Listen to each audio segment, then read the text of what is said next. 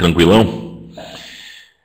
Então vamos lá. Como eu falei na aula passada, né, a gente ia começar dando uma olhadinha em algumas perguntas aí, né, do capítulo 2. São todas perguntas aí, modelos que são bem prováveis para o CCNA.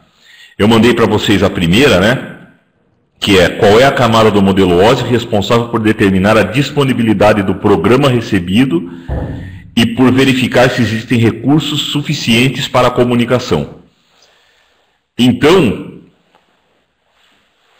primeiro, se o cara está falando em programa e recursos suficientes para a comunicação, ele está falando de aplicativo, ele está falando da parte de aplicação, né?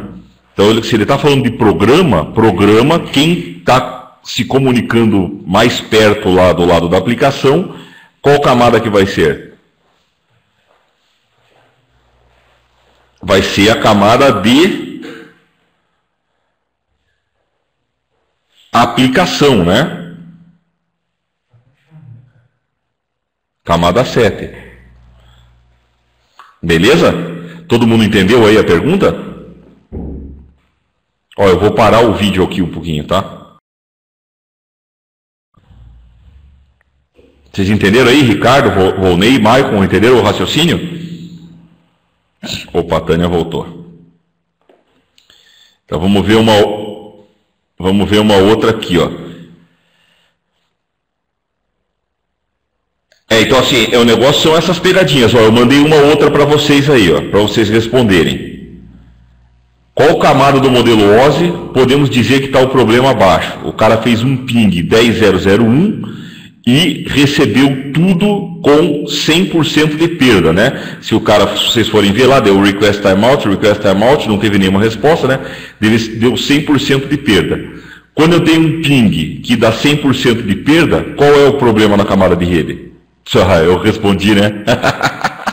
Em que camada do modelo OSI a gente está com problema, né?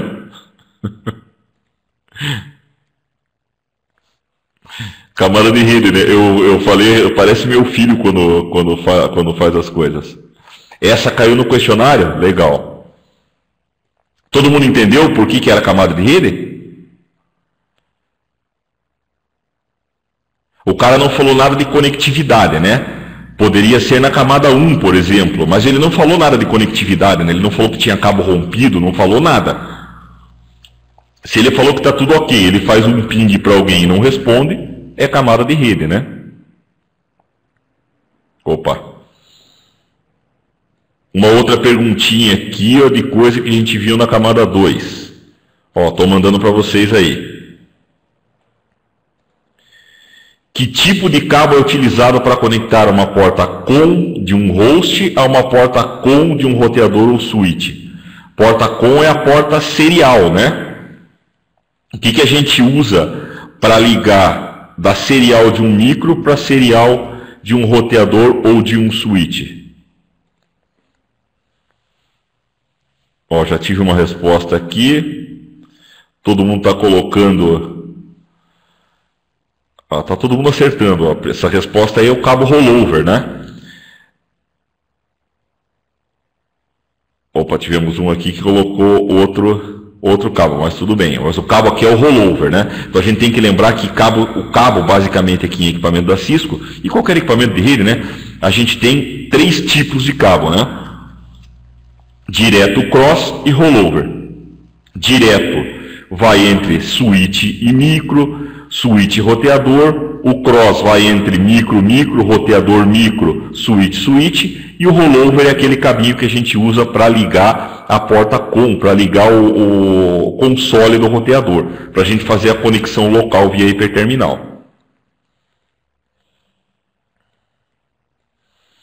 Uma outra aqui, ó. Pau, estou publicando lá.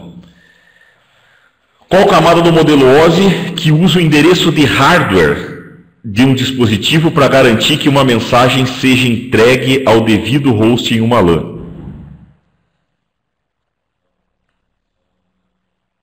Vamos ver a galera responder. Camada de dados nem existe, né? Isso aqui é uma coisa interessante, tá? Essa pergunta, porque tem respostas que nem existem. A gente pega, tem muitas vezes que cai isso no CCNA. É o famoso resolver pelo absurdo, né? Camada de dados nem existe. Existe aplicação, enlace ou física. Então é a segunda, terceira ou quarta. Camada de dados a gente já elimina, né? Já elimina. Ó, todo mundo respondeu aqui a opção 3, que é a camada de enlace, né? Perfeito. Endereço físico está relacionada à camada... Opa, Rodrigo, boa noite. Endereço físico está ligado à camada de enlace, né? Como é que é o nome do endereço físico da rede Ethernet? MAC, o Media Access Control, né? O endereço MAC. Última perguntinha para a gente treinar. Publicou. Durante a transmissão de dados entre um host e uma rede, os dados passam por que tipo de processo? Eu estou transmitindo entre um host e outro. Como é que é o nome daquele processo que vai montando os quadros para entrar na camada física e depois volta da camada física e desmonta os quadros para chegar até a aplicação?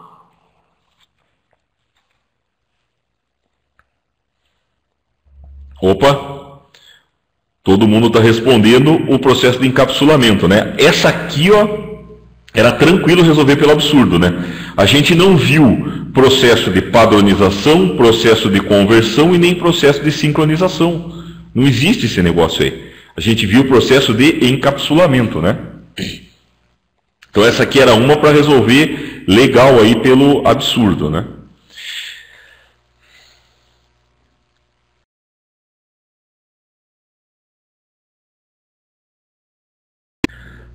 Vejam, não são questões complexas, né? Vocês acharam difícil aí? Como é que foi? Então, Michael, eu vou toda aula, eu vou começar fazendo exercício da aula passada, tá? Então hoje eu fiz do 2, na próxima aula a gente vai ver exercícios do 3 e do 4. Todas essas questões que eu vou usar com vocês são questões... reais, tá? Questões que podem cair na prova do CCNA. Eu não vou trabalhar com questão teórica, a não ser que seja alguma coisa que eu modifique, mas tenha a ver com o contexto da prova do CCNA, tá? Então eu quero fazer um negócio bem realístico aí para vocês. Beleza, Maicon, valeu. Então vamos começar lá, vamos começar agora o capítulo 3. Hoje eu quero ver se eu consigo ver com vocês o capítulo 3 e 4. Tá? O capítulo 3, a gente vê a parte de LAN switching. Opa, peguei a transparência errada. Veja só, não se preocupem muito com o capítulo 3 agora, porque a gente vai voltar nele no capítulo 11. Eu só vou falar no capítulo 3 agora alguns conceitos aqui, que vocês não precisam se preocupar de como é que configura e tal, porque na realidade o capítulo 3 é mais para vocês terem embasamento para entrar em TCP/IP e não se bater, tá? Porque a parte de configuração, a gente vai ver de novo, com detalhes, tudo que está no capítulo 3, no capítulo 11, que é o capítulo de VLAN switching, tá? Mas tem alguns conceitos importantes aqui. Então, primeiro, a gente está falando de LAN switching. A LAN, ela está aqui, né? Na camada de enlace. Então, a rede LAN e a rede WAN são redes, são protocolos que estão na camada de enlace. Na rede LAN, a gente tem uma característica que é, normalmente, curtas distâncias com altas taxas de transmissão. Então, a gente tem padrões comuns aqui de LAN, né? O Ethernet, 10 megabits por segundo, Fast Ethernet com 100 megabits por segundo, Gigabit Ethernet com 1000 megabits por segundo, ou gigabit, né?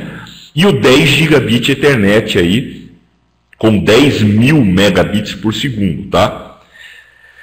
Basicamente, na rede LAN a gente tem o quê? Tem os clientes, onde vão ser computador, telefone IP, todos aqueles equipamentos que a gente viu, né, no capítulo 2, e os switches, tá? A gente vai ver aqui agora a parte de switching. Lógico que tudo começou com hub, com bridge, a gente vai acabar passando por isso também. Quando a gente está falando de rede LAN, a gente tem os links de acesso, que são os links que ligam os computadores. Por exemplo, um Fast Ethernet da vida, eu vou ligar um cabo UTP até um computador para ligar numa placa Fast Ethernet ou Gigabit Ethernet. Isso é a parte de acesso, onde eu dou acesso aos usuários. E o backbone é aquele link que está ligando os equipamentos de rede. Normalmente são conexões de mais alta velocidade e com fibra ótica. Eu ligo links de Gigabit Ethernet, links de 10 Gigabit Ethernet, é o que normalmente a galera chama aqui do uplink, né? Não sei se vocês já ouviram esse termo aí na prática. Normalmente a gente compra um switchzinho, e o switchzinho tem duas portas que a gente fala que é o uplink. É aquele link que eu vou ligar entre dois switches ou entre o switch e um roteador, tá? Então, para isso, mas hoje em dia, Marcon, também a gente, apesar dos hubs antigamente terem essas portas separadas, o termo uplink é utilizado até hoje, tá? Tem equipamentos que eles referenciam, até equipamento da Cisco mesmo, que o cara fala que ele tem duas portas de uplink. Ele pega e separa duas portas de giga lá e chama de uplink. E lembrando uma coisa importantíssima, que os switches no CCNA estão na camada 2 do modelo OSI. Então, switch no CCNA são equipamentos de camada 2. O que quer dizer isso? Eles trabalham no nível do endereço MAC. Eles leem o endereço MAC para tomar suas decisões. Quando eu falo que o equipamento está na camada 3, que é um roteador, por exemplo, ou um switch de layer 3, quer dizer que ele lê o endereço IP para tomar a sua decisão. Beleza? Isso aqui é um conceito que tem que ficar legal, porque a gente ouve na empresa o quê? Ah, eu tenho um switch layer 3, eu tenho um switch layer 2, eu tenho um switch layer 7. Switch layer 2, camada 2, quer dizer que ele lê só o MAC para tomar a decisão. Switch layer 3 é como se eu misturasse um switch com um roteador. Ele consegue ler o MAC e o IP, tá? Mas qual é o foco do CCNA? Os switches estão na camada 2, tá? Como é que é feita a transmissão na camada 2? Como é que os equipamentos transmitem na camada 2? Por dois tipos de técnica, né? A gente tem o Half Duplex, que era usado antigamente pelo Hub. A gente acaba tendo que estudar porque faz parte aí, né, da conceituação para você entender o que é uma rede. E a gente tem o Full Duplex, que são os switches. Na realidade, a gente tem três tipos de comunicação, tá? A primeira, mais simples dela, o nome de estudo, é o simplex. O simplex é um cara transmite e o outro recebe e não acontece mais nada, tá? Isso aí é o simplex. Então eu tenho uma direção só de transmissão. É o que acontece com a televisão, né? Se a gente for ver a televisão tradicional, né, aquela que a gente recebe na antena aí tradicional, não a digital, você tem uma transmissão que é só possível em um sentido, né? Ele faz um broadcast. E o rádio amador acaba sendo mais ou menos um half duplex, né? Porque você transmite e o outro cara consegue receber, né? Não ao mesmo tempo. Então o half duplex que faz isso, ó. Você transmite, o cara recebe, aí o outro responde. Você não pode responder e transmitir, não pode enviar e receber ao mesmo tempo. Então esse é o half duplex. O hub é half duplex. O hub, um cara só transmite, todo mundo fica quieto. Depois que o outro cara transmitiu, aí sim um outro cidadão pode transmitir de novo, tá? Então a transmissão é dada em dois tempos separados. E o full duplex é quando eu transmito e recebo ao mesmo tempo. Essa é o ideal da rede, né? Então, a rede começou com o half duplex, com o hub. Hoje em dia já está no full duplex. Então a gente tem aqui, para melhorar o desempenho de uma rede, a gente coloca o switch. O switch ele permite que tudo quanto é computador fale com a velocidade máxima e fale também com transmissão e recepção ao mesmo tempo, tá? O que acontece no half duplex é que se você tem uma banda de 10 megabits por segundo, o cara tem 10 mega para transmitir e depois ele tem que esperar para receber. Na prática é como se ele tivesse metade da velocidade, tá? O cálculo não é bem esse, mas eu estou fazendo um negócio bem aproximado. E o que é transmitido, né? Como é, a gente já viu, pode ser simplex, half duplex ou full duplex. E o que ele está transmitindo, né? Numa rede LAN da família Ethernet, Fast Ethernet, Gigabit Ethernet, o cara está transmitindo um quadro desse tipo. O que é importante a gente saber? Que numa rede LAN, o cara transmite o endereço de origem e o endereço de destino, ó. Destino vem primeiro do que a origem. Fonte aqui, ó, é a origem, tá? Então eu tenho 2 micros. Tenho 2 micrinhos. Um cara aqui, ó, está transmitindo para o outro, ó. Por exemplo, daqui para cá. Esse cara aqui, ó, ele vai ser a origem, que ele chamou de fonte, e esse cidadão aqui do outro lado, ele vai ser o destino, tá? Então, nesse quadrinho, vai ter aqui, ó, o endereço do destino, primeiro, depois o endereço da origem. Vocês vão entender por que daqui a pouco, tá? Isso aqui é para agilizar a transmissão. E outra coisa que tem aqui, ó, nos dados. O que são os dados de um quadro Ethernet e de um quadro Fast Ethernet? Que protocolo eu tenho aqui dentro, normalmente? Quem que me diz aí? IP. Beleza, o Rodrigo já matou de cara. Então aqui dentro eu estou com um pacote IP. Estou transmitindo o pacote IP, tá? E na camada 2 ele tem o FCS, que é o Frame Check Sequence. Ele faz uma conta com todos os bits e bytes que tem aqui, ó, nesse cara, e joga aqui essa conta. Do outro lado, ele compara se esse número está igual ao que ele calculou. Ele recalcula, né? E compara o que você calculou lá no teu switch com o que você tem ali. E aí, se tiver igual, o tal do CRC, né, que é o cheque de redundância cíclica, se tiver igual, ele vai considerar que o pacote está ok. Se tiver diferente, quer dizer que tem um problema, ele descarta aquele quadro. Desculpa, não é pacote, tá? É quadro. Se tiver essa conta diferente, ele descarta o quadro. Se tiver igual, ele vai considerar e vai mandar para frente, tá? Então tem que sempre lembrar que para haver transmissão na rede LAN, família Ethernet, Fast Ethernet,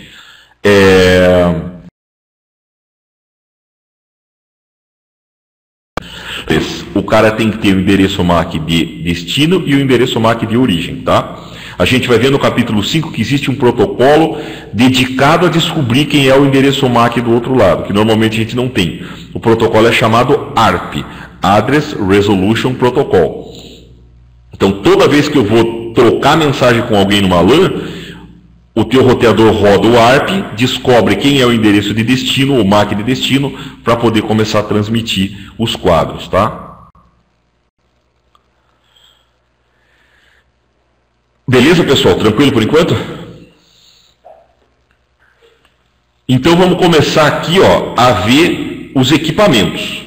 A gente começou tudo com o hub. Na realidade começou tudo com hub e ainda era com cabo coaxial, né, a rede. Depois a rede se transformou com cabo o RJ45, o UTP que a gente tem hoje em dia, né?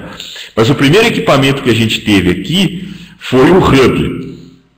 O que é a característica de um hub? Então, o hub, primeiro, ele é half duplex. Não dá para você transmitir e receber ao mesmo tempo. Só um cara pode transmitir, tá? Então, eles são equipamentos de camada física. Ele não tem capacidade de ler o endereço de camada 2. Ele não tem. Ele é como se fosse um curto-circuito. Olha o desenho aqui ao do lado. Esse cara, ele resolveu transmitir para um cidadão. Tá? Quando ele transmitiu, o hub pega isso aqui, ó, e copia esse mesmo sinal para todo mundo, ó, como se fosse um curto-circuito. Então o hub, ele está sujeito a colisões, tá? A gente vai ver daqui a pouco que uma colisão é o quê? Quando dois caras transmitem ao mesmo tempo, o sinal ele acaba tendo uma soma, acaba as ondas se somando e você tem um problema. O hub é justamente isso. O Michael resumiu o funcionamento do hub. Ele é totalmente burro. Ele é um cara de camada 1, ele não consegue ler o MAC e você tem a transmissão Ralph Duplex, tá? Então, por esse motivo, as redes Ralph Duplex estão sujeitas a colisões, tá? A colisão nada mais é que é o seguinte: quando você transmite um sinal elétrico no meio, ele leva um tempo para chegar aonde ele quer, né? Então, quando esse cara começou a transmitir, se um cidadão, por exemplo, que está lá longe, não percebeu que alguém colocou sinal na rede, ele vai pegar e mandar ao mesmo tempo. Vai chegar uma hora que essas ondas vão se somar, ó. Tá vindo uma onda assim e assim, vai se somar e fazer uma onda que não tem nada a ver. Não é nem um bit 0, nem um bit 1. Então, isso é o resultado de uma colisão, tá? Então, o que é um hub? O hub, a gente diz que ele é um domínio de colisão. Tá? O que é um domínio de colisão? Você tem aí... Todo mundo está com o som sumindo ou é só o Maicon?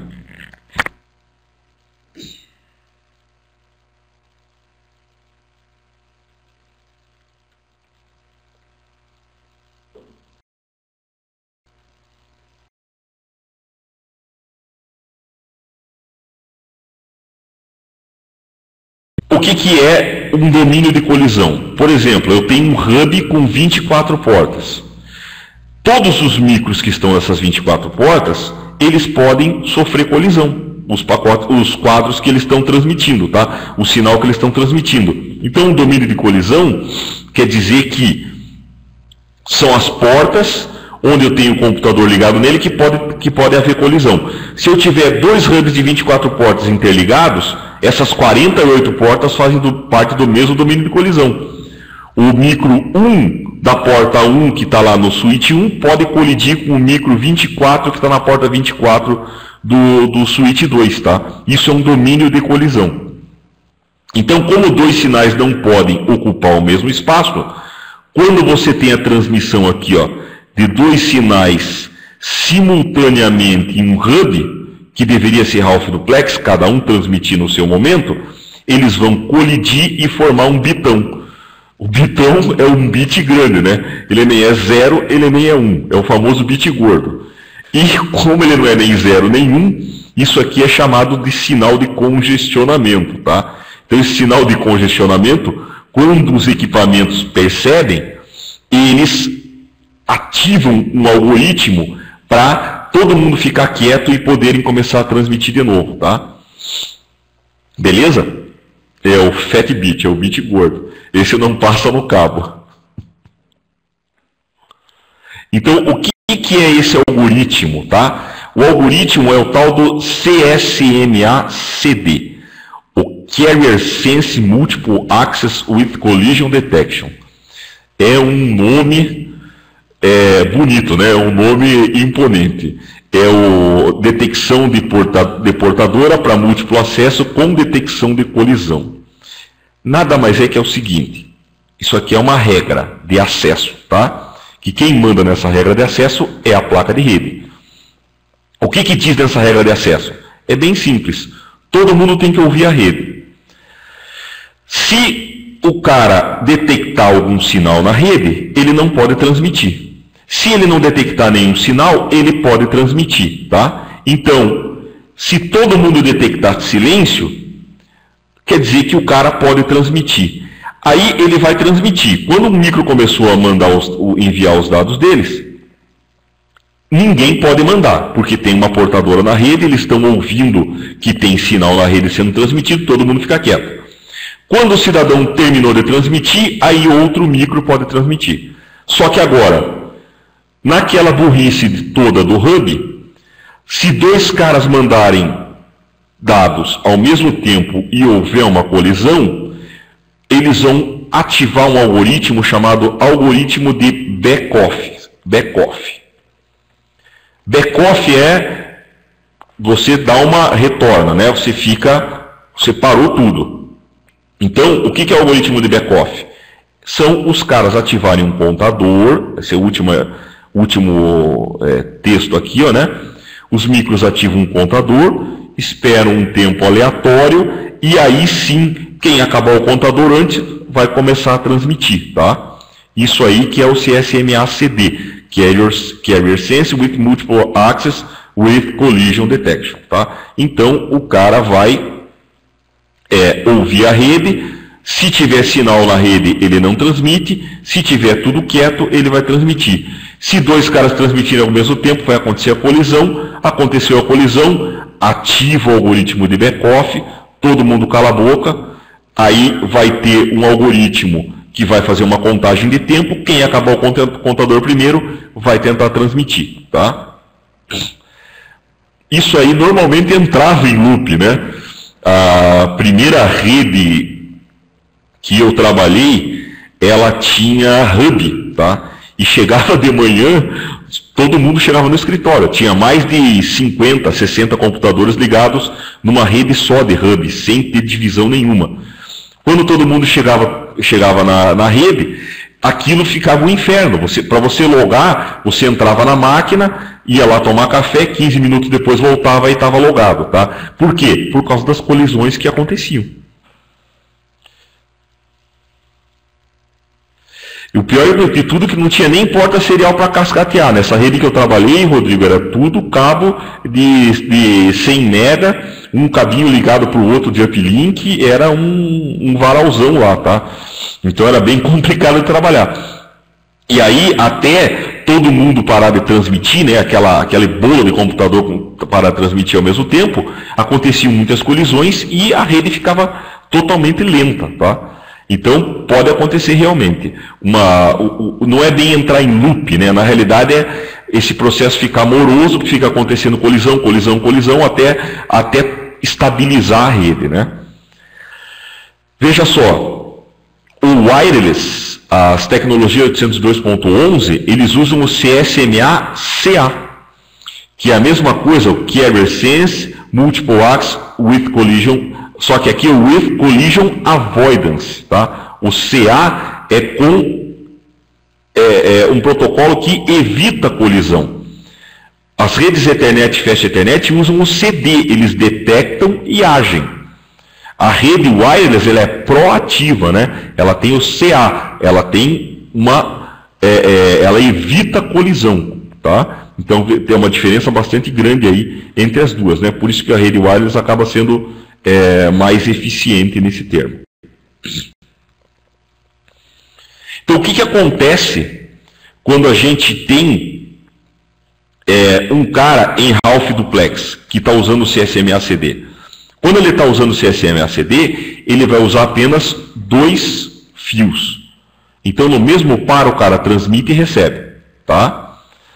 E se houver alguma colisão, para tudo, faz o back-office, essa bagunça toda que eu expliquei. Quando você tem o cara em full duplex, você ativa 2 circuitos diferentes, ó. Tem um circuito de transmissão, que do outro lado vai ter um parzinho para receber, e aqui vai ter um parzinho para transmitir para cá, e o outro cara para receber aqui, ó. Então eu estou usando 2 pares de fio, ó. Um par para esse cara transmitir para esse lado, e outro par para transmitir daqui para cá.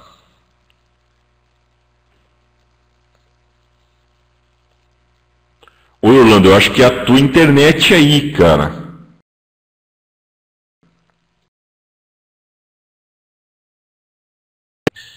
Então veja, no full duplex, ele permite que a gente transmita e receba ao mesmo tempo. Você tem 2 circuitos, 2 pares separados, um par para transmitir, um par para receber, tá? Então, não tem um circuito de detecção de colisão que existe no half duplex, tá? No half duplex acaba usando um par só, como usa um par só, ele tem que detectar a colisão. Switch e bridge utilizam transmissão full duplex, apesar de que você pode configurar como half, né? Normalmente, quando a gente tem a porta de um hub ligado em um switch, você tem que configurar aquela porta como half duplex. Não dá para um switch trabalhar numa porta ligada um hub e essa porta ser full duplex, porque o hub sempre vai ser half duplex, tá? Como é que é uma rede LAN? A gente tem um jeito tradicional, né, que a gente liga aqui, ó, um switch e vai ligando de qualquer maneira, né, vai ligar um switch no outro, a gente liga 2 cabos e tal, uma topologia convencional aqui de rede, né? E você tem uma topologia que a gente vai ver melhor no capítulo 11, que é a chamada de 3 camadas, que eu vou mostrar agora, só para vocês terem acesso a essa nomenclatura, tá? Então essa aqui é a topologia mais utilizada hoje em dia, que a Cisco usa e vários fabricantes usam, tá? Então você tem uma camada de acesso, que é a camada que dá acesso aos computadores. Então aqui eu tenho meus switches de acesso. Então são os switches de camada 2, tá? Ele tem um link para o micro, que são os links de acesso, esses links que estão indo para os computadores. E ele tem um link que vai para um outro switch de maior porte, que é o switch de distribuição. Então isso aqui, ó, é chamado link de backbone, todos esses links aqui, ó, tá? E normalmente é uma porta que a gente chama de tronco, uma porta trunk, tá? Porta que ligam 2 switches, normalmente a gente chama ela de porta de tronco. Então eu tenho uma porta de acesso aqui, ó, para ligar computador no switch, e eu tenho uma porta tronco ou uma porta de backbone aqui, ó, para ligar os 2 switches, tá? Modelo de switch. Switch de acesso, normalmente a gente tem hoje em dia a família 2960, tá? A família 3600, a família 3700. Esses são os switches de acesso. Switch de distribuição, eu estou falando da família 4500 ou por exemplo, família 4900. Aí já são switches aqui, ó, da área de distribuição. 6500 também pode ser usado na distribuição. E Core, normalmente eu estou falando de switch 6500, tá? São os switches maiores aí da Cisco. A gente vai ver melhor esses switches aí no capítulo 12, tá? Então a camada de acesso, ela tem, voltando às camadas, né? Camada de acesso, ela tem a função aqui, ó, de ligar os micros, os hosts na tua rede. Aqui, entre a distribuição e o acesso, você tem um link de backbone, e você tem uma outra camada chamada de core, que é uma camada de switching rápido, tá? O 7500 é um switch que é um equipamento também de grande porte, que é utilizado também em core, e mais em core do que distribuição. Normalmente é um cara usado em operadora. Esse cara aí, ele é caro para chuchu. Quanto maior o número do switch, mais caro ele é, tá? Eu já vi porta de 7500 custar $60 mil, só uma plaquinha, tá? Então, o que é importante para a gente aqui, ó? Ter essa noção, né? Camada de acesso, onde eu ligo os micros. Camada de distribuição é onde eu faço a agregação dos switches de acesso. E camada de core é a camada de roteamento rápido, onde eu ligo os meus switches de distribuição, eu vou ligar o meu data center, eu vou ligar os equipamentos que estão vindo das operadoras, que estão ligando normalmente as minhas filiais, tá? Beleza? Aí aqui no acesso, normalmente a gente tem par metálico ou wireless, né? Sem fio. Então aqui no acesso eu estou com UTP, ou então eu posso até estar com uma rede sem fio, né? Eu posso ter access points e ligando aí os laptops, os equipamentos dos usuários via sem fio. No backbone, normalmente a gente tem fibra ótica, né? Para ligar links de maiores velocidade, beleza? Então, normalmente a gente liga o backbone com fibra ótica. Lógico que se o switch está um pertinho do outro, você acaba não ligando fibra ótica, você acaba ligando com par metálico mesmo. Mas, se os switches estão um pouco distante, ou dependendo da velocidade, 10 gigabits por segundo, por exemplo, você vai ligar só com fibra, né? Aí você não tem outra opção a não ser fibra ótica. Esse é um slide para responder uma pergunta do CCNA, tá? A gente tem lá no fórum, aqui no fórum de discussão, tem bem esse slide aqui, algumas coisas a mais. Isso aqui ele contextualiza o que eu falei agora há pouco. Então, por exemplo, quando a gente está num cliente, eu posso ligar um 1000 base T ou um 100 base T, 100 base TX aqui, ó, com cabo UTP mesmo, categoria 5, 5E, 6, a 100 metros. Mesma coisa que uma 1000 base TX, cabo UTP para o 1000 base TX, ele só aceita a categoria 6 e 7 a 100 metros também, beleza?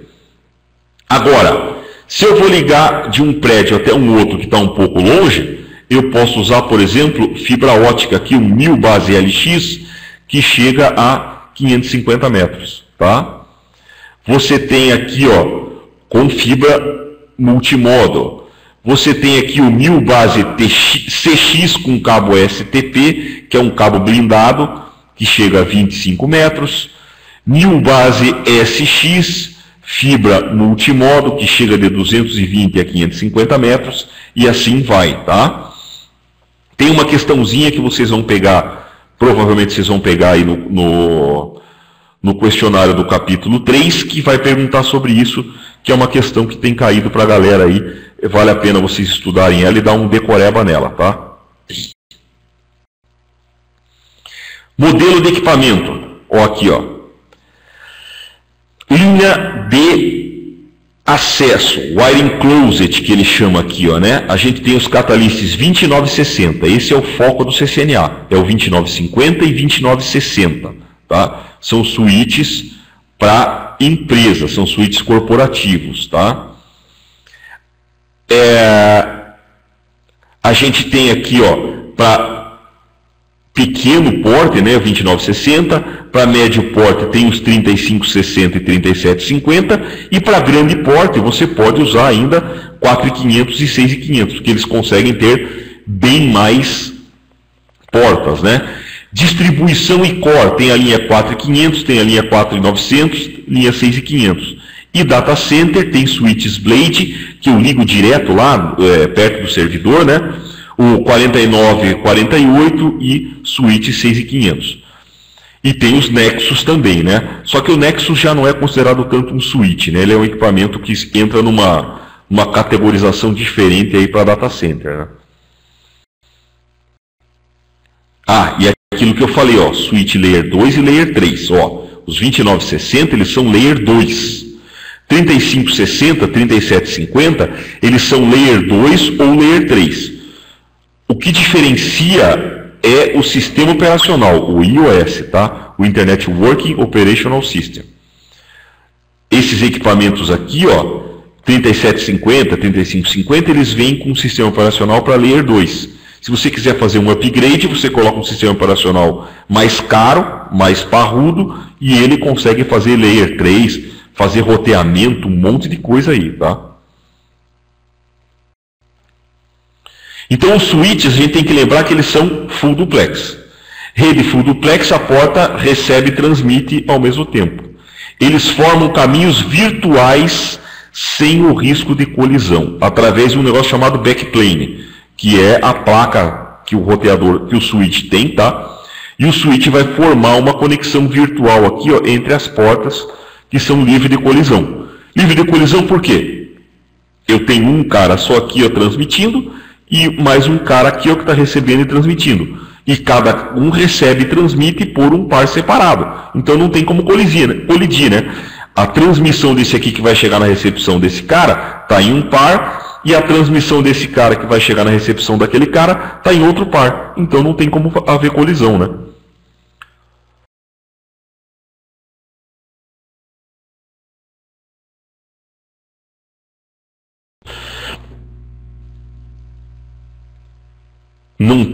Não tem como haver colisão. Eles podem mandar ao mesmo tempo fazer o que acontecer, fazer o que quiser, que nesse fio aqui, ó, esses caras não vão colidir. O switch vai mandar de uma maneira que não vai haver colisão. Se tiver imprimindo ao mesmo tempo, vai acontecer fila de impressão, esse tipo de coisa, mas colisão não. Que não tem como colidir, né? Colidir é um negócio físico. Colidir eu tenho que mandar dois sinais ao mesmo tempo. Aí o que vai acontecer? Esse cara vai mandar um sinal transmitindo que esse cara vai receber por um fio. Então, quando esse aqui eu transmitir para esse cara, vai ser por um par.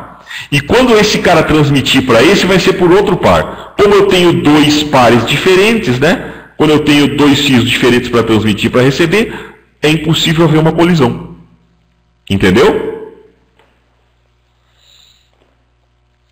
E aqui, claro, como você está transmitindo e recebendo ao mesmo tempo, você aumenta a velocidade, né? E aumenta a segurança. Por quê? Quando esse cara aqui transmitir, só esse computador aqui recebe. No hub, se vocês lembrarem, quando um micro transmitia, todo mundo recebia, porque o hub é que nem um curto-circuito, né? Então, para um conceito que tem que ficar claro aqui, para deixar um conceito claro, no CCNA existem 3 tipos de segmentação, tá? Existem 2 tipos de domínio, existem 3 tipos de segmentação de rede. Existe o domínio de colisão e existe o domínio de broadcast. O domínio de colisão está na camada 1, é físico. É um sinal que vai colidir com o outro, tá? Ele só acontece com o hub. Então um hub, eu posso ter 1000 hubs, 1000 portas, se eles estiverem ligados entre si, é um domínio de colisão só. Como é que eu melhoro isso? Segmentando. O que é segmentar? É colocar um switch ou uma bridge no meio do hub. Então, um switch ou uma bridge no meio do hub, o que eles fazem? Como eles leem o endereço MAC, eles não vão permitir que aconteça colisão entre, por exemplo, você tem aqui um switch ou uma bridge e tem 2 hubs aqui, um hub aqui e um hub aqui. Beleza? Quando esse cara aqui do D for transmitir para o C, o switch e o hub vão saber que o C e o D estão nessa porta.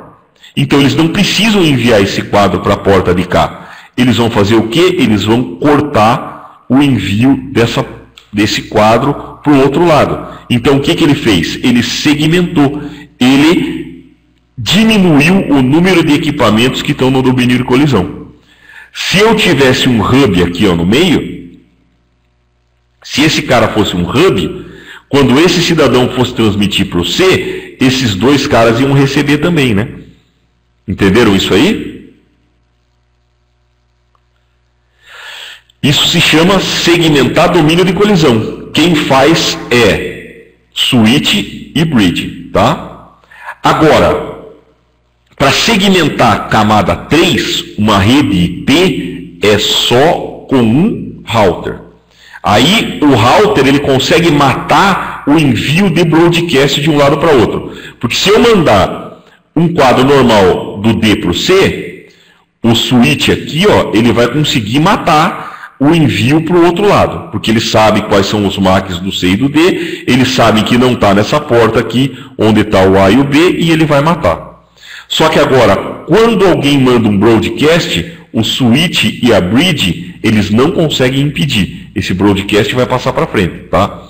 O broadcast é um sinal especial, mandado para o endereço que é o 255.255.255, ou então para um MAC que é o FFFF, FFFF. Eu coloco tudo no meu endereço MAC, tá?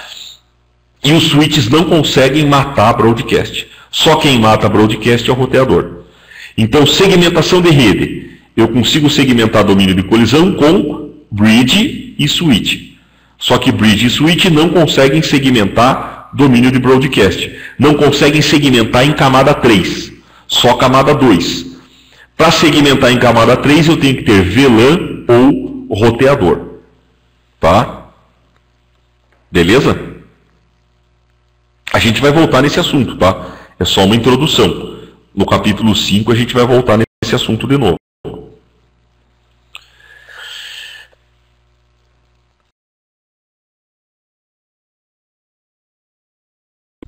aqui, ó, a diferença básica do switch e do hub, tá?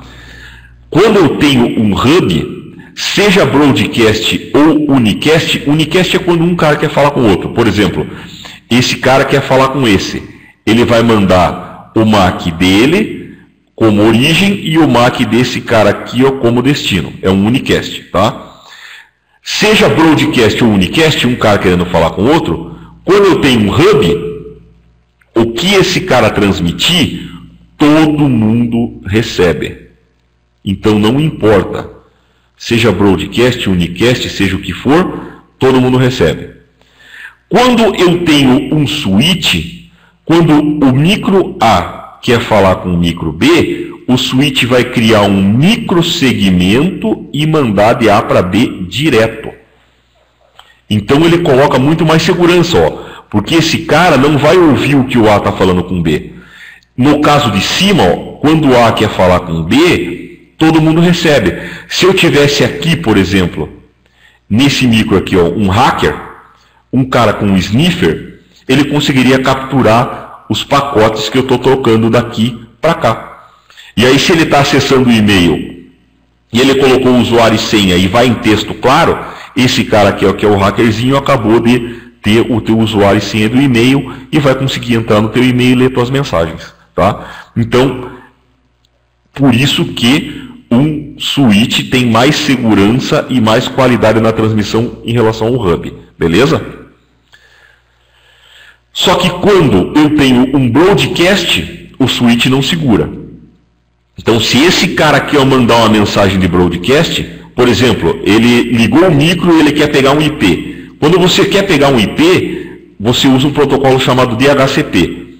E você pede em broadcast. Quando esse cara pedir um IP aqui em broadcast, todo mundo vai receber essa requisição.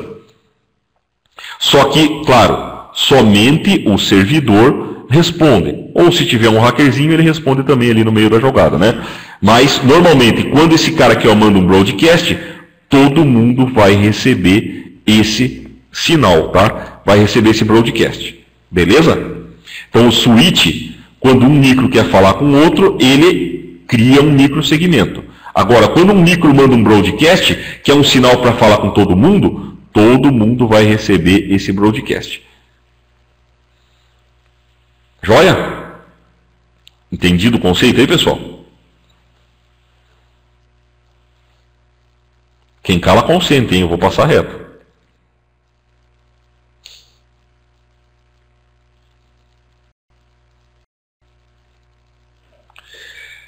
Então, como é que uma bridge e um switch funcionam, tá? A bridge e o switch, eles são bem parecidos. São bem parecidos. Os dois operam em camada 2, aprendendo o endereço MAC de origem e criando uma tabelinha, tá? Eles criam uma tabela que vincula o MAC de origem a uma porta. São dispositivos de comutação que segmentam domínios de colisão. Segmentam domínio de colisão. Só que eles adicionam latência na rede, mas isso aqui é tolerável, tá? Ele torna a rede mais lenta porque ele tem que processar os quadros. A bridge toma decisão baseada em software. Sempre que você tem alguma coisa baseada em software, é mais lenta do que baseada em hardware. Switch toma decisão baseada em hardware, tá? Ele monta a tabela MAC dele baseada em hardware. É um dispositivo de comutação de armazenamento e encaminhamento, Store and Forward. A gente vai ver daqui a pouco que tem 3 tipos de encaminhamento que um switch pode fazer: Store and Forward, Cut Through e Fragment Free, tá? Então a gente vai ver daqui a pouco isso aí. O que quer dizer o Store and Forward? Ele vai ter que pegar o quadro inteirinho, checar o FCS, lá aquele CRC, se tiver ok, ele manda para frente. Se tiver problema no FCS, se ele vê algum erro, ele descarta o quadro. Então ele é lento, né? Ele armazena o quadro inteiro, verifica se tem erro ou não, para ir encaminhar ou não. E uma bridge dobra o número de domínio de colisões, né? Você tem que lembrar que a bridge, ela tem duas portas. Tem uma porta aqui, ó, e uma porta aqui. Então, se eu tinha uma rede de hubs com 50 hubs, eu posso deixar 25 hubs aqui, mais 25 hubs aqui. Então, por exemplo, aqui, ó, eu deixei 25 aqui e deixei 25 aqui. Quer dizer o quê? Aquele meu domínio de colisão que tinha 50 hubs, agora eu transformei em 2 domínios de colisão com 25 hubs cada um. Então, aumentar o número de domínios de colisões é bom. Isso aqui pode ser confuso, tá? Na hora de uma prova, o cara pode chegar e falar para você: se eu tenho uma rede com hub e eu aumento o número de domínios de colisão, isso é bom ou é ruim, né? Quanto mais domínio de colisão você tem, melhor é.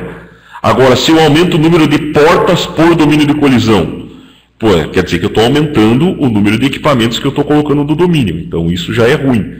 Então, tem que ter essa diferenciação, tá? Switch. Switch é uma bridge multiporta. Então, o switch é uma bridge que tem um monte de porta, tá? A bridge, na realidade, foi a precursora do switch. A bridge, os caras usavam para separar duas redes que tinham um monte de hub. Aí pensaram, mas por que eu vou usar uma bridge, né? Por que eu já não ligo os micros todos nela? Então, daí surgiu o conceito do switch, tá? Você fazer uma bridge multiporta e ligar o cliente direto nele. Aí você evita essa história de half duplex. Então, o switch e a bridge tomam conhecimento dos endereços, examinando o endereço de origem de camada 2 e montando uma tabelinha. Ó, a tabelinha está aqui embaixo. Ó. A tabelinha está aqui. Ó. Ele monta uma tabela SAT-CAN. Então, por exemplo, quando o micro 1 transmite para alguém, aqui ele está transmitindo alguma coisa para o micro 4, o switch guarda. Ó, na porta 1 eu tenho o MAC, que é o MAC do micro 1. Aí, quando o micro D responder aqui, ó, através da porta 4 para o micro A, ela vai guardar aqui, ó, que tá, ó, na porta 4 eu tenho o MAC tal. Então, dessa maneira, o switch vai incrementando essa tabela, chamada SAT-CAN, que é o Content Addressable Memory, e vai conseguir fazer os caminhos virtuais entre os dois micros, tá? Só que acontece uma coisa, quando você liga o switch, ele não sabe o MAC de todo mundo, né? Então ele não tem como saber quem está em que porta de cara. Então sempre que você liga um switch e ele não conhece o MAC de alguém, ele faz um flood. Flood é pegar aquele quadro, por exemplo, o host A quer transmitir para o host D. E ele não conhece o MAC do host D. Ele vai pegar esse quadro que o host A está mandando e vai copiar para o 2, para o 3 e para o 4. Ele copia aquele quadro para os 3. Aí, quando o host D responder, aí sim ele vai colocar na tabela dele, que na porta 4 tem o MAC do host D. Na próxima comunicação, ele vai criar um caminho. Por exemplo, se na sequência o micro 2, o micro que está na porta 2, o host B, quisesse falar com o D, ele ia fazer um caminho direto entre os dois, tá? Não ia precisar de novo fazer o tal do flood. Beleza? Então, quando o cara tem o MAC de destino, ele pode filtrar ou encaminhar o quadro. Basicamente, um switch tem que aprender o MAC, filtrar ou encaminhar, tá? E, claro, prevenir loop também. Então vamos só ver esse slide aqui, ó, e a gente vai dar fazer os 10 ou 15 minutinhos de intervalo, tá? Então quais são as funções de um switch? Aprender o MAC, mapear o MAC através da porta de origem, tá? Através do endereço MAC de origem que ele recebe nos quadros. Encaminhar ou filtrar, aí para encaminhar ou filtrar é baseado no MAC de destino. Então ele aprende pelo MAC de origem, encaminha ou filtra pelo MAC de destino. E evitar loop, através do protocolo Spanning Tree ou Rapid Spanning Tree. Porque uma rede de switch, eu quero ter redundância. É bom ter caminho redundante, mas na prática ele causa um monte de problema. Então ele tem que ter um protocolo que administre isso, que consiga manter aquela redundância que você quer, né?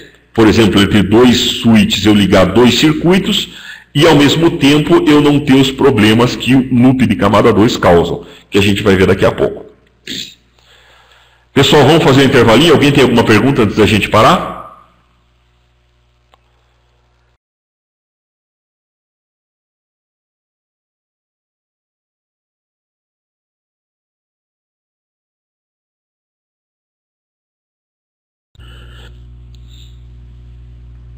Tá tranquilo? Então vamos fazer o intervalo até, que horas são agora? São 9h02, 9h15 a gente volta, beleza?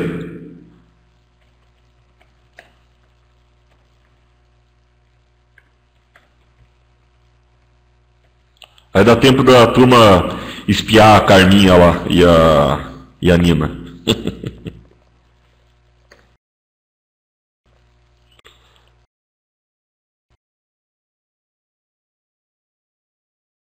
Então, olha só, os tipos de switch, né? Como é que o switch é classificado aí? Tem várias classificações, né? Então, vocês viram, switch pode ser de acesso, pode ser de distribuição, switch pode ser de core, pelo número de portas, o switch pode ser modular ou não modular. Por exemplo, um 2960 ele é não modular. Um 2960 24 portas, ele só tem 24 portas.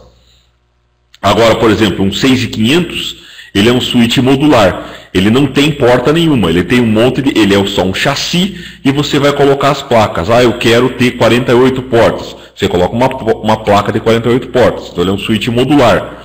O switch pode ser cascateável, eu posso ser empilhável, né? Eu posso pegar e transformar 3 switches em um só, com um cabo especial de empilhamento. Então a gente vai ver isso melhor no capítulo 11. Mas basicamente aqui, ó, a maneira do switch encaminhar, ela é dividida em 2 tipos. O switch tem 2 métodos de comutação, então, o store and forward e o cut through. O store and forward é aquele igual ao do bridge. Ele vai receber o quadro inteiro, vai ver se o CRC está ok. Se tiver problema de CRC, né, que é o Frame Check Sequence, o FCS, ele vai descartar, senão ele comuta, tá? O cut through, ele já tem 2 tipos de comutação, fast forward e fragment free. Cut through, o nome cut já está dizendo, né? Ele vai cortar o processo, ó. Esse cara ele tem que guardar o quadro inteiro, verificar o FCS para mandar o store and forward. O cut through não, ele vai mandar antes. Ele foi feito quando começou a morrer o hub. Então o cut through foi feito quando começou a morrer o hub. O store forward não. Era naquela época que só tinha hub, então tinha muita colisão, tinha muito lixo pela rede. Por isso que o cara tinha que guardar o quadro inteiro, ver se o FCS estava ok para mandar para frente.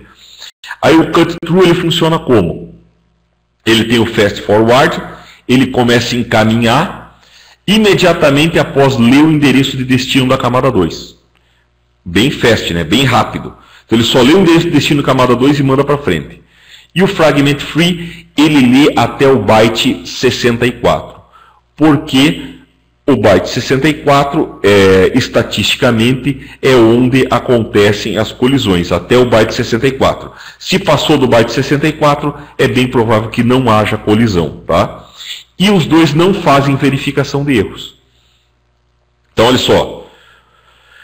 Um switch com store and forward, ele lê tudo. Preâmbulo, SFD, endereço de destino, de origem e comprimento, vê todos os dados, aí ele vê o FCS, se tiver tudo ok, sem erro, ele encaminha. O fragment free tem uma latência mais baixa, só que ele lê tudo, o endereço, até o byte 64, aí ele manda para frente. Só que ele não verifica erro.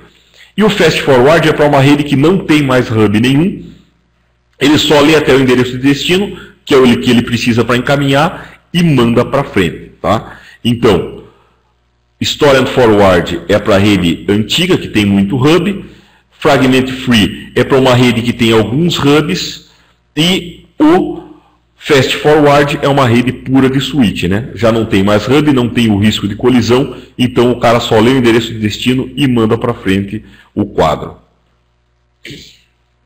Beleza?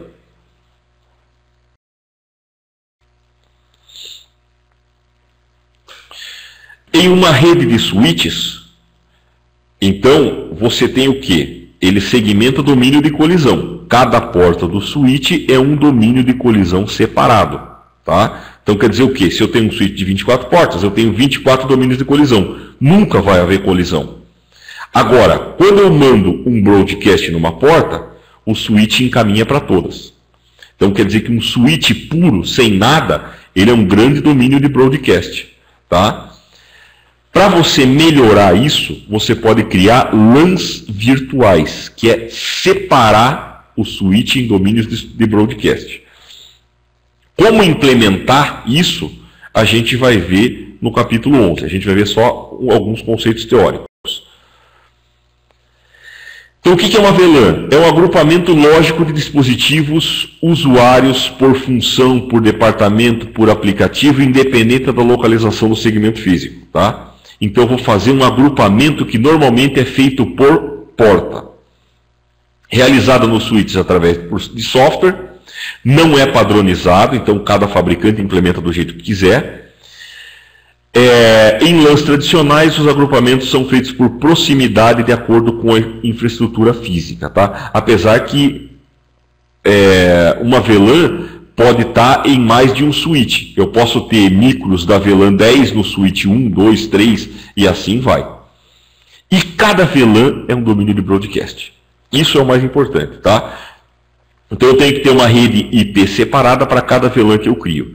Então vamos supor que você lá foi contratado para trabalhar numa loja, que a loja tem vários setores. Tem um setor administrativo, opa, deixa eu pegar uma bolinha.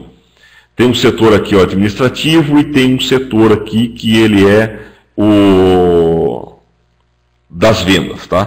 Tem aqui o administrativo e tem aqui um setor onde fica o pessoal aqui do comercial.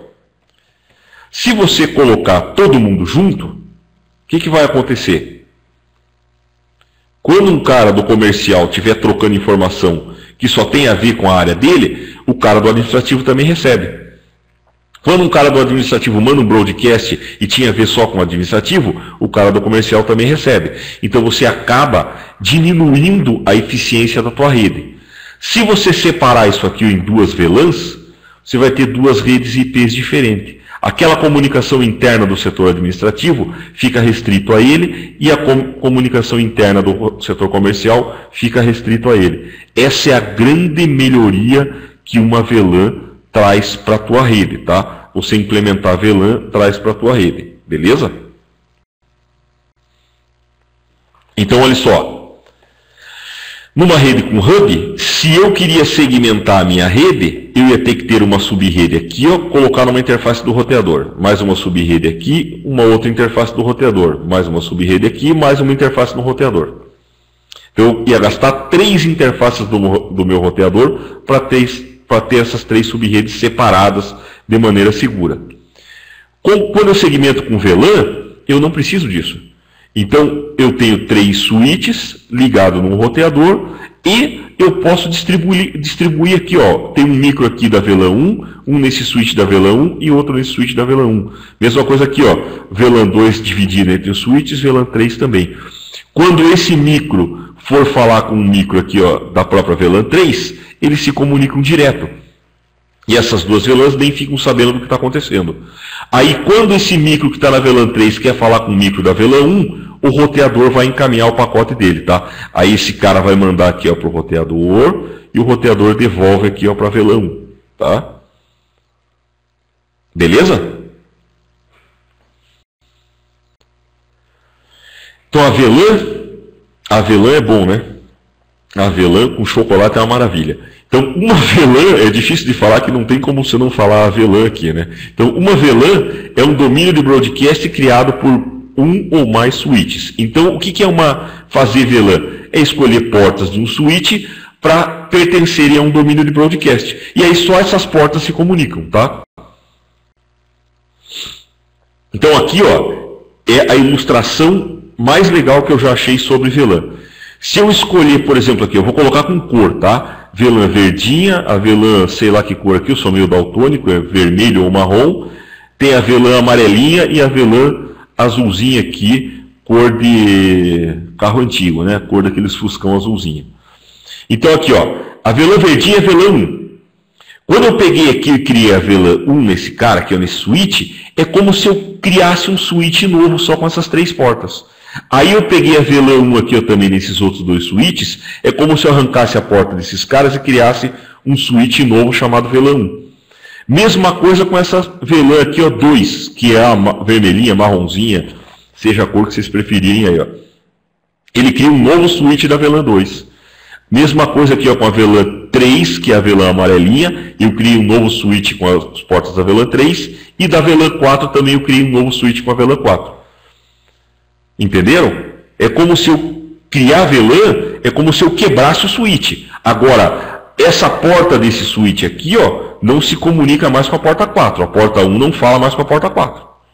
Para a porta 1 falar com a porta 4, eu tenho que ter um roteador. Ou então, eu ligo um cabo aqui, ó, entre os dois, tá? Eu faço um chuncho ali e ligo um cabo entre os dois. Isso aqui é uma VLAN. É separar as portas em domínios de broadcast. Então, para fazer 2 VLANs se comunicarem, ou eu faço isso aqui, que não é aconselhável, né? Eu ligo uma porta entre as VLANs aqui, ó. Isso aqui é totalmente desaconselhável, tá? Eu posso criar um tranque entre os switches e fazer um jumper aqui, ó, entre as portas. Também é totalmente desaconselhável. Eu posso ligar uma porta de cada VLAN a uma porta de um switch, de um roteador. Também vai ficar muito caro, tá? Ou eu posso usar os tranques, como um protocolo chamado 802.1Q. Os tranques, eles passam todas as informações de VLAN por ele, tá? Ele coloca uma marquinha no quadro e passa as informações por ele. Então, quando um cara da VLAN 1 quiser falar com um cara da VLAN 10, isso aqui vai passar pelo tranque, vai passar por esse tranque e vai chegar no roteador. Aí o roteador encaminha do que estava na VLAN 1 para a VLAN 10, tá? Então não precisa ligar uma porta em cada cara desse aqui. E você também pode ter um switch de layer 3, né? Um switch que faz roteamento. Aí não precisa chegar até o roteador. O próprio switch trata do roteamento entre as VLANs. Beleza, pessoal? O Rodrigo vai perguntar alguma coisa lá?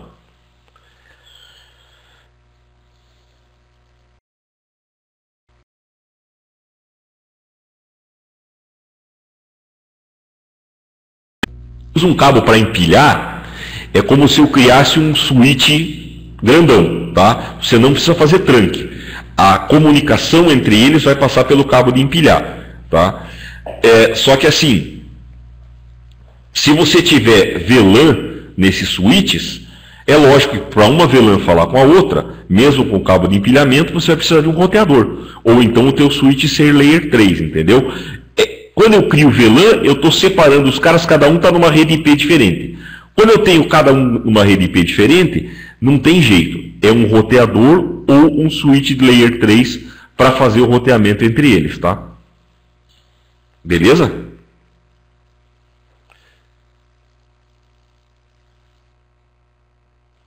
VTP a gente vai ver no capítulo 11. Aí já é um assunto mais complicado, tá? VTP a gente vai ver no capítulo 11. Hoje a gente vai ficar com VLAN e um pouquinho do Spanning Tree.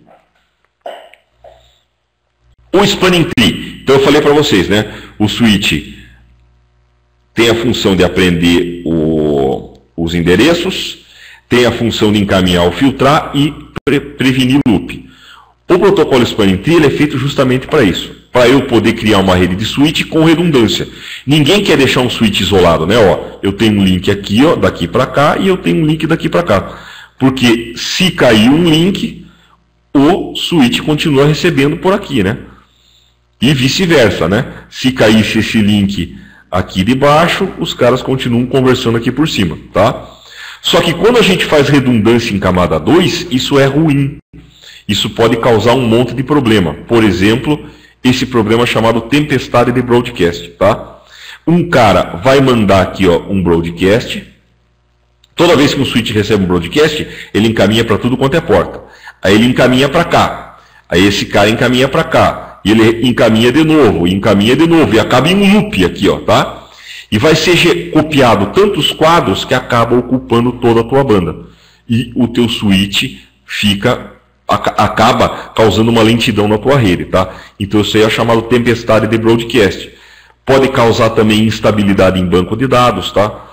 Tem um exemplo que eu ouvi aqui, não é um exemplo prático, tá? É um exemplo teórico. Por exemplo, esse cara aqui é um banco de dados. Aí você tem um micro aqui, um micro qualquer aqui nesse cara. Aí esse micro manda uma informação para esse banco de dados, tá? Mas como você tem um loop, esse cidadão aqui, ó, pode mandar de novo por aqui, ó.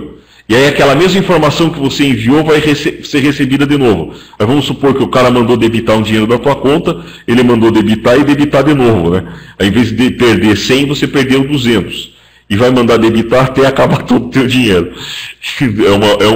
Claro que isso aqui é um exemplo teórico só para ficar bem claro o que é uma instabilidade aí no banco de dados, tá?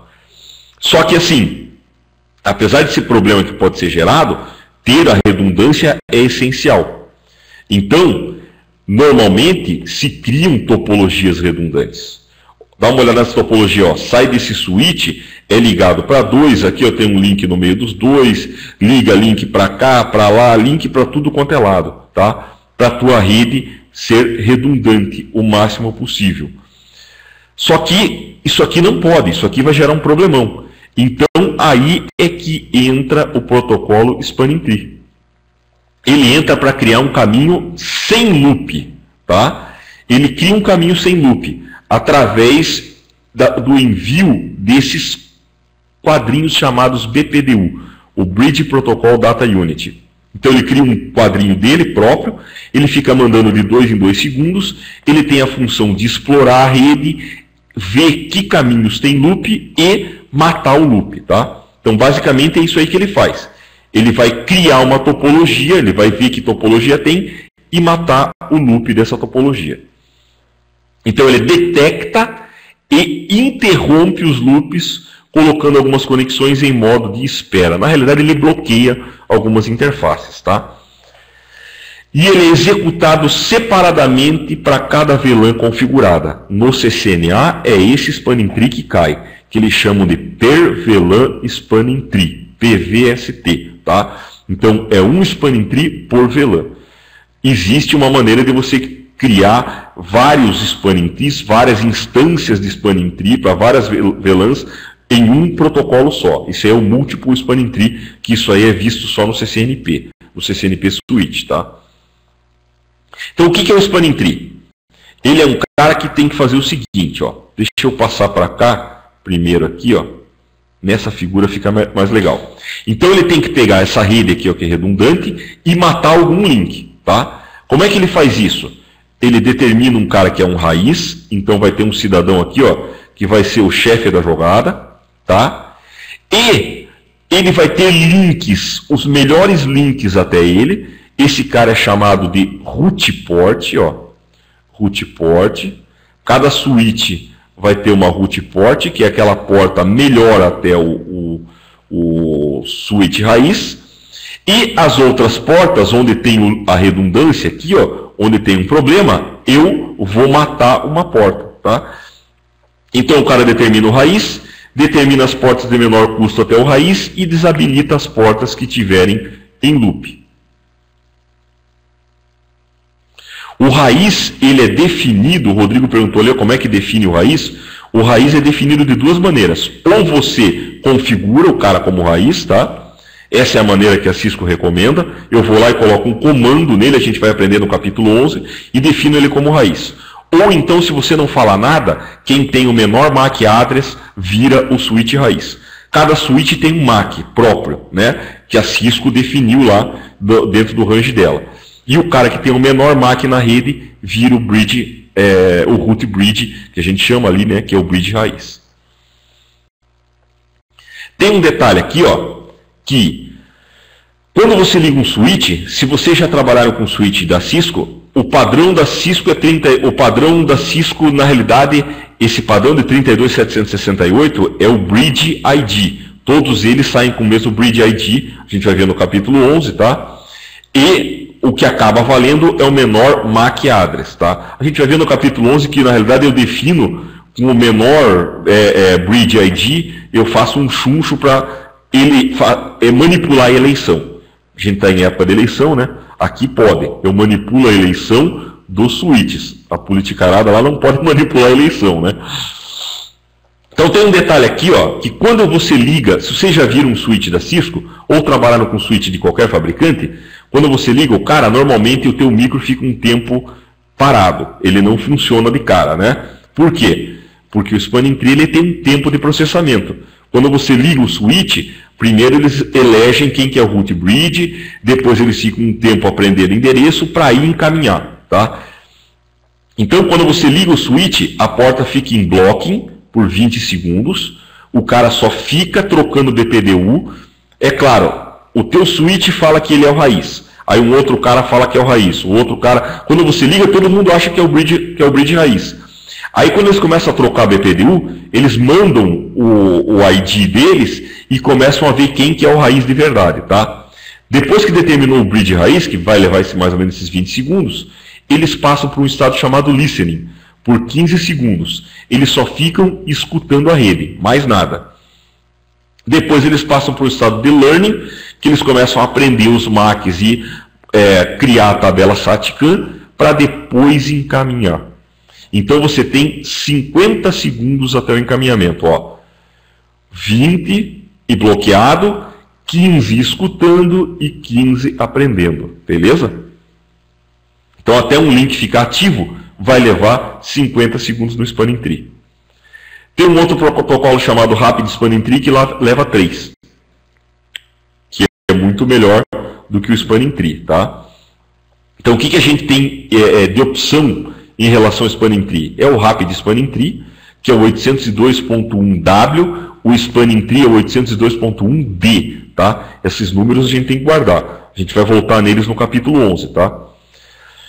Então o Rapid Spanning Tree, que é o Rapid PVSD, tem uma convergência bem mais rápida, tá? Então ele é um cara que pode convergir a rede em 3 segundos, de 3 a 5 segundos, tá?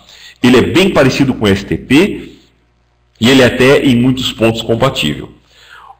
O PVST+, que é o 802.1D, é o STP que eu falei para vocês, tá? É aquele que a gente estudou agora há pouco, que leva 50 segundos para ativar. E tem um outro cara chamado MSTP, que é o Multiple Spanning Tree Protocol, que é baseado nesse padrão 802.1S e cai no CCNP Switch, não é CCNA. CCNA a gente vai ver RSTP e STP, beleza? Aí no capítulo 11 a gente vai ver com detalhe como é que eu chego na topologia, como é que você descobre o bridge raiz, como é que você descobre que portas são raiz e tudo mais. Aí isso aí a gente vai ver no capítulo 11. Pessoal, alguma pergunta até agora? Como eu disse, não é para se preocupar muito, é para ler o capítulo, entender os conceitos. A gente vai aplicar e ver certinho como é que funciona tudo no capítulo 11, tá?